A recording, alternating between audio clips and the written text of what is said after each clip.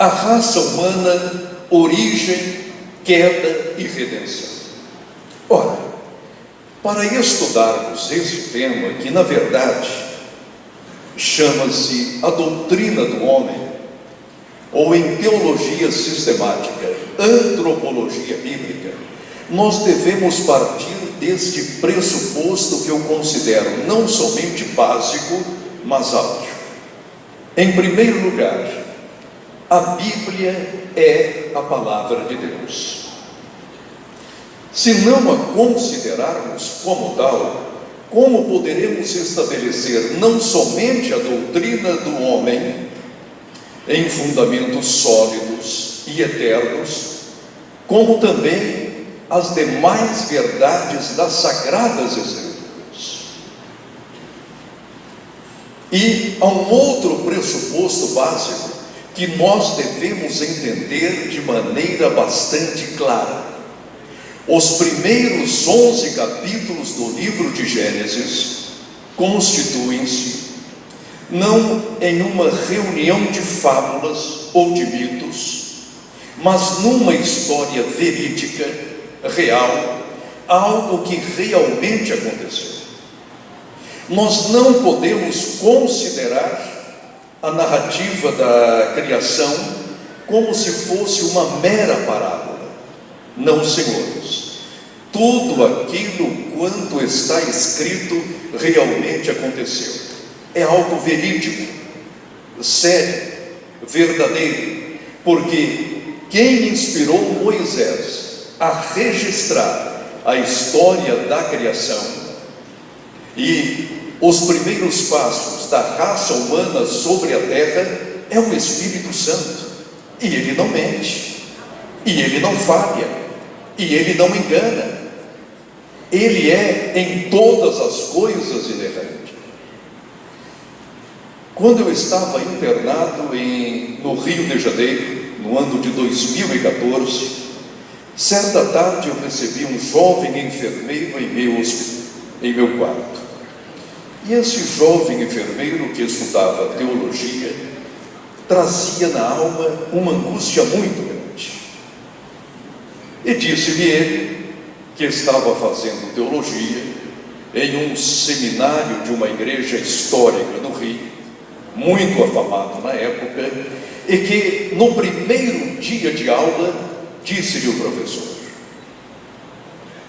aqui vocês estão para estudar teologia, atentem para isso.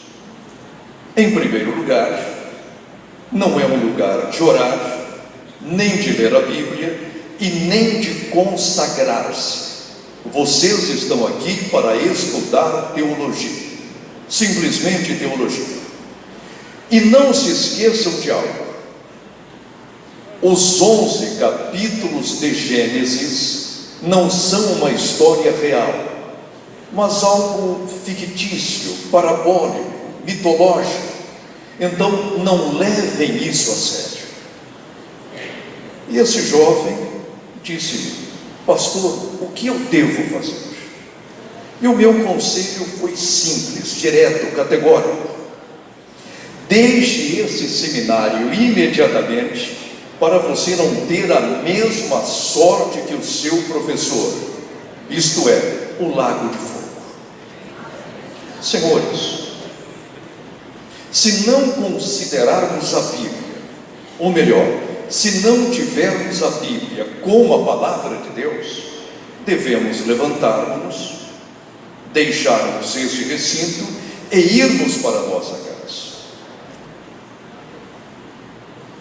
Mas eu posso garantir-lhes uma coisa: a Bíblia é a palavra de Deus. Ela é inerrante, infalível, completa e eterna palavra de Deus. E alguém às vezes me pergunta: pastor, aqueles 6 dias da criação são realmente literais? Eram dias de 24 horas? É claro, meu irmão, eram dias de 24 horas. Mas por quê? Aí responde-me o consulente: porque eu tenho ouvido que aqueles dias representam eras geológicas infindáveis, é um tempo que não se pode contar. E eu replico: eu prefiro ficar com a narrativa bíblica, com a história da Bíblia Sagrada. Vejamos bem que durante os 6 dias nós temos a repetição destas locuções. E foi o primeiro dia, e houve tarde e manhã, e houve o segundo dia, e houve tarde e manhã, e houve o terceiro dia. Será que essas tardes e manhãs também eram geológicas? Será que elas representavam somas infindáveis de tempos, de eras geológicas?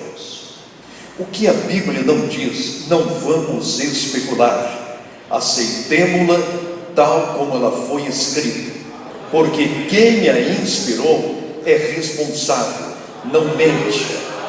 E essa história de eras geológicas não partiu de nenhum cristão, de nenhum homem que respeita a palavra de Deus. Então, deixemos essas teorias e apeguemos-nos cada vez mais à palavra de Deus. A primeira lição: por que a doutrina do homem ou da raça humana é tão importante? A resposta é bastante simples: porque nós, seres humanos, somos importantes para Deus. Nós representamos a obra-prima do Criador. Deus nos fez para que estivéssemos aqui neste planeta para administrá-lo, viver nele, reproduzir-nos, povoar toda a terra e, acima de todas as coisas, glorificar o nome. Pois o Senhor visava com isso estar aqui conosco, porque Ele jamais deixou de ser o Emanuel. Eu sei que Ele é transcendente, Ele habita num alto e sublime trono, mas também está com aquele cujo coração é humilde, contrito. Ele está com aquele cujo coração está repleto de amor. É por esse motivo que a doutrina do homem é tão importante. Sem essa doutrina, não saberíamos, por exemplo, quem somos, e o que estamos fazendo aqui, e qual o nosso papel neste mundo, e como devemos atuar, não somente neste planeta, mas também no âmbito do reino de Deus. Se não fosse a Bíblia, nós poderíamos ter criado e estar vivendo agora diversas mitologias como os povos pagãos. Os gregos, por exemplo, acreditavam ser um produto mal acabado, de um Deus também mal acabado, que não era eterno, porque os deuses gregos tinham uma árvore genealógica. Eles não eram eternos, embora imortais, segundo a mitologia, não eram eternos. Mas quando eu começo a estudar a trajetória do ser humano, do homem sobre a terra, eu descubro algo muito importante. Nós fomos colocados aqui para servir o nosso Deus, para adorá-lo, não somente com os nossos cânticos, com a leitura da Bíblia, com a frequência aos cultos, com as nossas ofertas e dízimos, mas aqui estamos também para adorá-lo com o nosso trabalho. Não somente o nosso trabalho aqui na casa do Senhor, mas o nosso trabalho secular também. Porque, como veremos, o trabalho não é uma maldição, nem um castigo. É uma disciplina, sim, mas não é um castigo. Porque todas as vezes que trabalhamos, mesmo secularmente, louvamos ao Senhor.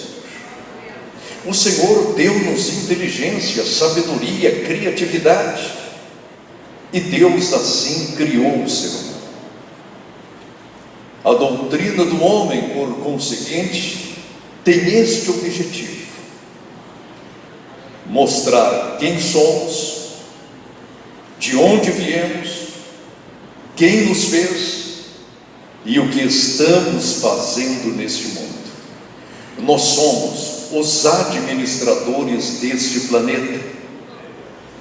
Mas, ao contrário dos ecologistas radicais, que fizeram da ecologia não somente uma ideologia, mas uma doutrina ou uma religião, nós não consideramos a Terra como mãe, como uma deusa, como algo intocável. Não, senhores. A terra para nós é para ser trabalhada, administrada. É claro que nós devemos preservá-la, é a nossa obrigação. E eu posso garantir-lhes uma coisa, que não obstante o pecado, a terra está cumprindo todos os seus objetivos, mas não foi totalmente povoada ainda. E eu vejo algumas pessoas preocupadas e indagando: já imaginou se todos os continentes fossem povoados? Se a Terra tivesse hoje 10 ou 15 bilhões de seres humanos, haveria comida para todos? Haveria água suficiente para todos os seres humanos? É claro que sim, meu querido irmão. Sabe por quê? Porque o meu Deus, o seu Deus, é um ser responsável. Ao criar este planeta, Ele tinha em sua mente, ou em seu espírito, as suas reais dimensões. Ele sabia a sua quilometragem, os seus metros quadrados. Ele tinha em seu espírito os animais que aqui estariam, as árvores, os minerais. Ele sabia que o ouro não poderia vir em grandes quantidades para que não perdesse o seu valor, porque mais tarde haveria uma ciência chamada economia. E o ouro sempre foi muito importante para a economia. E aqui deixou-nos e deu-nos toda a inteligência para que administrássemos essa terra tão bonita. E o Rio Grande do Norte é apenas uma porção dessa terra bela e maravilhosa que o Senhor nos deixou. Ora, o Senhor, antes de haver criado o homem, Ele fez o quê? Ele criou o tempo, porque Deus é eterno. Ou melhor, antes de Ele criar o tempo, o Eterno criou a própria eternidade, porque a eternidade em si não é nada sem Deus. Ela existe porque o Eterno é uma realidade. E o Eterno então cria a eternidade. E o Senhor Jesus Cristo, por esse motivo, é conhecido como o Pai da eternidade. Às vezes nós pensamos que a eternidade é tudo em si. Se ela fosse tudo em si e suficiente em si, ela não seria um atributo de Deus, mas ela mesma seria uma divindade. E sabemos que existe apenas um Deus, eternamente subsistente em 3 pessoas: o Pai, o Filho e o Espírito Santo. Depois que Ele criou a eternidade e o tempo, Ele fez o quê? os céus. E em seguida chamou os anjos à existência. E diz o salmista que ele, ao soprar, fez com que os anjos surgissem, passassem a ser, passassem a existir. Os anjos foram criados de uma única vez. Anjos maravilhosos, poderosos, sábios, inteligentíssimos, que podem se movimentar rapidamente de um lado para o outro. Eis os anjos. E em seguida, o Senhor põe-se a construir a terra. E diz o livro de Jó que, enquanto o Senhor criava a terra, os santos anjos alegravam-se, cantavam, louvavam o Senhor por sua criação. Ali estava o nosso Deus. Os anjos inteligentes, sábios, santos, mas cada um deles tinha uma personalidade, um nome e uma missão específica a cumprir nos céus. Vejam, os irmãos, que quando se fala em anjos, vamos para o livro de Daniel e descobrimos que apenas 2 entes celestes são chamados pelos anjos. Em primeiro lugar, Gabriel, cujo nome em hebraico significa herói ou varão de Deus, e o segundo, Miguel, que é uma interrogação. Miguel significa quem é como o Senhor. Os irmãos repararam que os santos anjos têm nomes teológicos. O simples fato de termos o nome Miguel já significa estarmos diante de uma enciclopédia teológica. Miguel, quem é como Deus? Ninguém. É um estudo teológico profundíssimo. Gabriel, o homem de Deus. Cada anjo tem a sua personalidade, o seu ofício, o seu nome, e não foram criados robóticos nem cibernéticos, foram dotados de livre-arbítrio, porque Deus não seria devidamente louvado se todos nós aqui fôssemos robóticos, que fôssemos programados a não praticar o mal. Olha, eu tenho este púlpito, ele foi programado para não fazer o mal, mas ele não pode fazer o bem, e Deus não pode ser louvado simplesmente pela existência desse objeto. Mas você, embora possa pecar e fazer o mal, Deus é glorificado em sua vida, em sua existência, porque você pode fazer o bem e o faz, porque o Espírito Santo está em seu coração.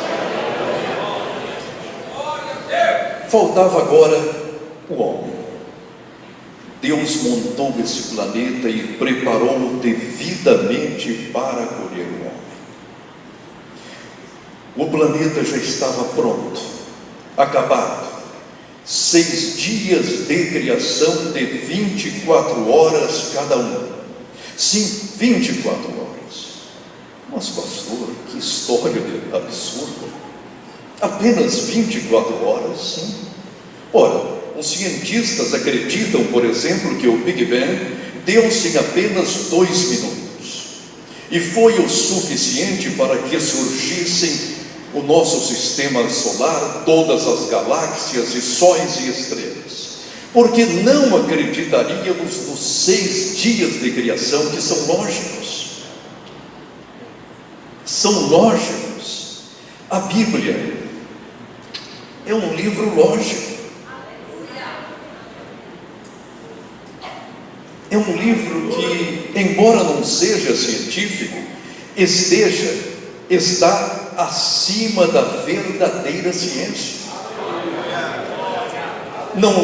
não é um livro de lógica, mas está acima da verdadeira lógica, porque a lógica é mentirosa também, e Satanás sabe como usá-la.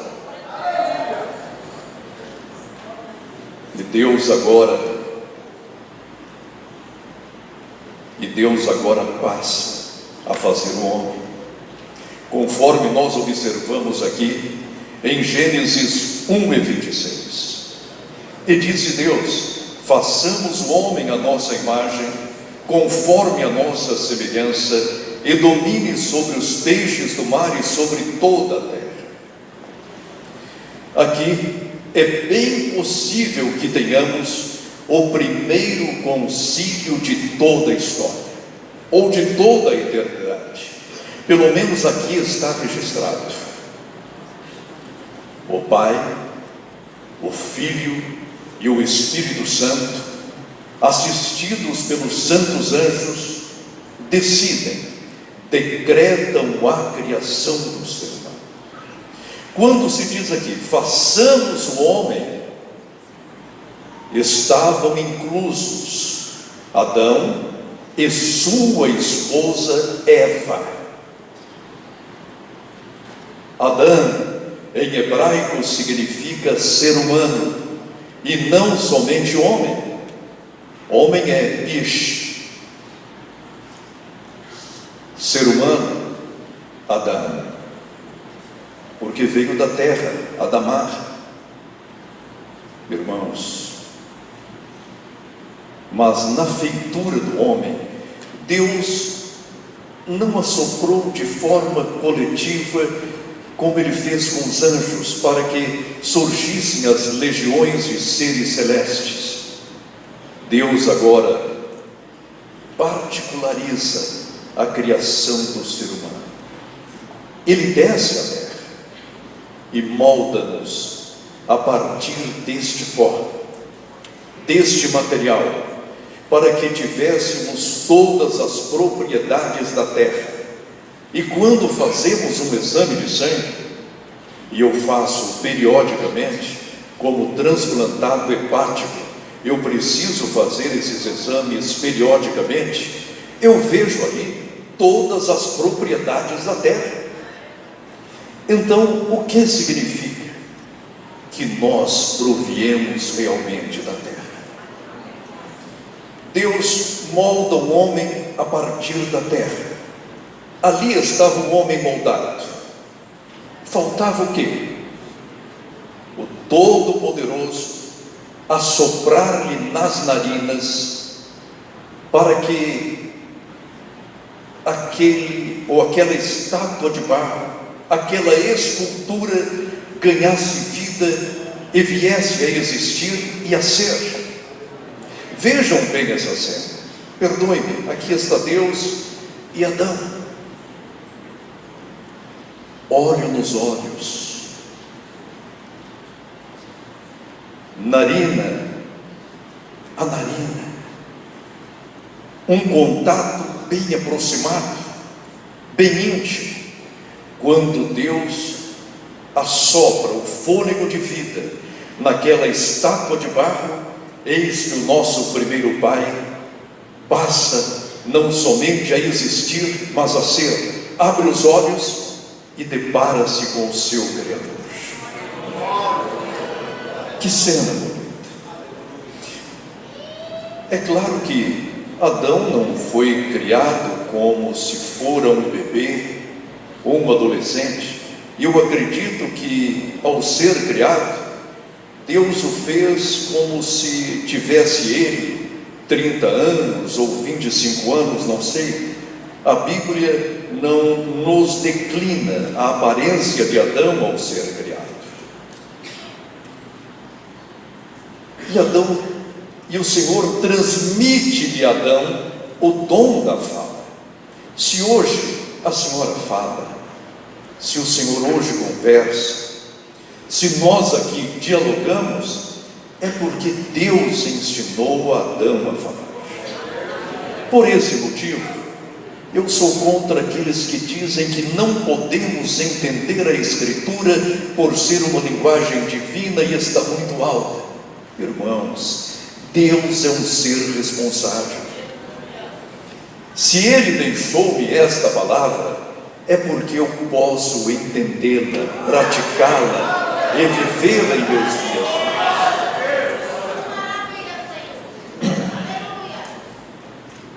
E Adão, já pronto, vivo, formoso, o Senhor entrega-lhe esta missão. Adão, a sua missão aqui será tripla. Em primeiro lugar, louvar e enaltecer o seu Criador. Isso não está escrito na Bíblia, mas teremos uma licença para mais ou menos imaginar esse diálogo. A sua primeira missão: louvar e enaltecer o seu Criador. Em segundo lugar, você terá de administrar não somente o jardim do Éden, esse vergel tão bonito, mas toda a terra. Você será o governador do mundo, o presidente do mundo, o rei do mundo, mas terá de prestar contas a mim, o Criador de todas as coisas. E mais uma coisa: você terá de produzir cultura. Você terá de inventar celulares. Não peguem os seus celulares agora. Você terá de inventar celulares, aviões, foguetes, naves, forno micro-ondas. E Adão teria perguntado: Senhor, o que são essas coisas? Adão, eu escondi tudo aqui na terra. Todas essas coisas estão escondidas. Descubra-as, pesquise, analise, trabalhe, faça cultura, faça ciência, porque tudo aquilo que necessitamos está aqui na terra. Deus não nos deixou aqui abandonados. Ele, de fato, deu-nos a fome, mas também proporcionou-nos uma comida tão gostosa como a Potifar. Ele deu-nos a sede, mas deixou-nos fontes maravilhosas, até fontes termais. Esse é o nosso Deus, o Criador dos céus e da terra. E Adão, entusiasmado, começou a fazer ciência. E uma de suas primeiras ciências foi dar nomes a todos os animais. Eu não sei quantos animais existem, quantas espécies há nesse planeta, talvez milhares. E Adão, que aprendera a falar com o Senhor, tinha agora como missão dar nomes a todos os animais. E vem o elefante forte, pomposo, quase real. Elefante. Eu não sei por que elefante, mas Adão deu-lhe esse nome. E vem o tigre, e vem os gatos todos, e chega o leão. Este é rei, leão. Leão da tribo de Judá, uma perfeita tipologia de nosso Senhor.